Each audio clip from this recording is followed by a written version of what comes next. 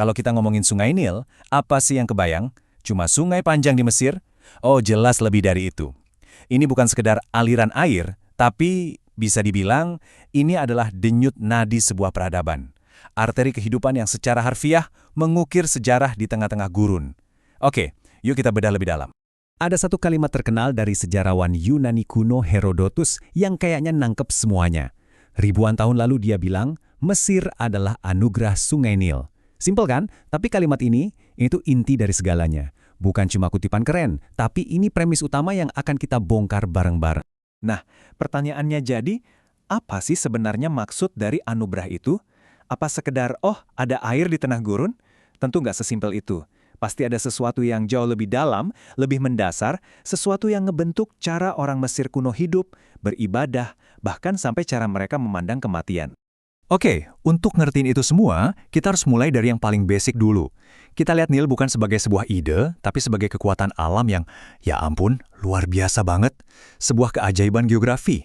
Coba deh kita lihat skalanya. Panjangnya itu sekitar 6.650 km. Itu salah satu yang terpanjang di dunia loh. Sumbernya ada dua, Nil Biru dari Ethiopia dan Nil Putih dari Uganda. Nah, dua sungai ini ketemunya di Khartoum, Sudan.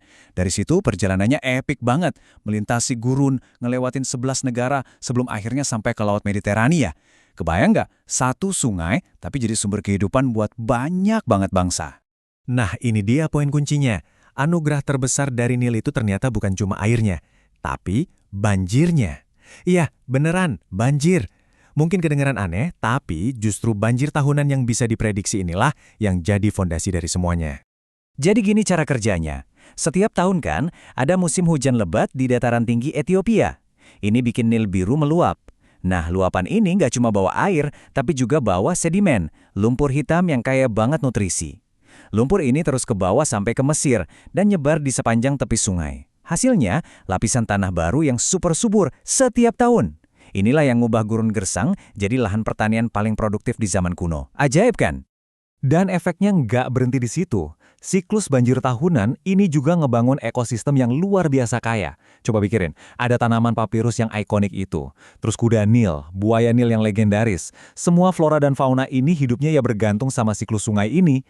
Jadi ini bukan cuma soal tanah subur buat pertanian, tapi juga soal ketahanan pangan dan keanekaragaman hayati yang menopang kehidupan secara keseluruhan. Oke, dari alam, sekarang kita geser ke manusianya. Gimana anugerah alam yang luar biasa ini akhirnya ngebentuk peradaban? Ternyata, dari siklus alam yang sangat teratur ini, lahir juga peradaban, kepercayaan, dan struktur kekuasaan yang sama teraturnya. Ini nih yang keren banget, dan nunjukin betapa pentingnya Nil. Orang Mesir kuno itu kalendernya nggak kayak kita. Nggak ada musim semi atau musim gugur.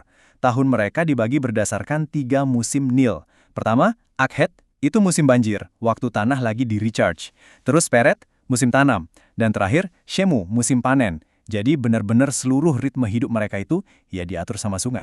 Dan pengaruhnya nggak cuma soal kerjaan. Ini meresap sampai ke keyakinan spiritual mereka yang paling dalam. Buat mereka, Nil itu kayak cerminan alam semesta. Logikanya gini, matahari terbit di timur kan? Jadi sisi timur sungai itu tempatnya kehidupan. Di sanalah kota-kota dan kuil-kuil dibangun. Terus matahari terbenam di barat, jadi sisi barat itu jadi tempatnya kematian, di mana semua makam dan piramida dibangun. Sungai Nil jadi semacam batas suci antara dunia orang hidup dan dunia orang mati. Tapi, jangan salah, Mesir bukan satu-satunya pemain besar di sepanjang Nil. Jauh di selatan, di wilayah yang kita kenal sebagai Nubia, ada kerajaan Kush yang juga maju pesat berkat sungai yang sama. Dua-duanya sama-sama memuja Nil, tapi fokus mereka agak beda. Kalau Mesir jagonya di pertanian yang mengandalkan banjir, nah kerajaan Kush ini lebih memanfaatkan Nil sebagai, katakanlah, jalan tol super. Buat apa? Buat perdagangan emas, gading, dan juga buat ekspansi militer. Nah, ini nyambung ke poin kita selanjutnya. Jadi, Sungai Nil ini bukan cuma jalan buat dewa atau para pedagang. Ternyata, ini juga jadi jalannya para prajurit. Di puncak kejayaannya, kerajaan Kush benar-benar pakai Nil sebagai rute invasi ke utara buat menaklukkan Mesir. Dan mereka berhasil. Mereka mendirikan dinasti ke-25 yang sejarah kenal sebagai eranya Firaun Hitam. Ini bukti nyata, sungai yang sama yang ngasih kehidupan bisa juga jadi sarana buat rebutan kekuasaan. Oke, dari masa lalu yang gemilang itu, sekarang kita lompat jauh ke masa kini. Ke masa yang penuh tantangan. Anugerah yang dulu kayaknya nggak ada habisnya, sekarang justru jadi sumber kekhawatiran yang sangat-sangat nyata. Coba lihat angka ini, 90%. Gila kan? Sebegitu bergantungnya Mesir sama air dari Sungai Nil hari ini. Ini artinya apa? Ini menempatkan mereka di posisi yang sangat rentan. Hubungan sejarah mereka yang panjang sama sungai ini sekarang masuk ke babak yang benar-benar kritis. Nah, ini dia gambaran masalahnya. Kebutuhan air karena populasi makin banyak, industri makin besar, itu grafiknya naik terus, ngeroket. Sementara pasokan air dari sungainya, ya segitu-gitu aja, nggak nambah. Jadi ada gap, ada kesenjangan yang makin lama makin lebar. PBB bahkan udah ngasih peringatan, Mesir kemungkinan besar bakal menghadapi krisis air serius, dan itu nggak lama lagi. Masalahnya itu kompleks banget. Ini bukan cuma soal Mesir aja.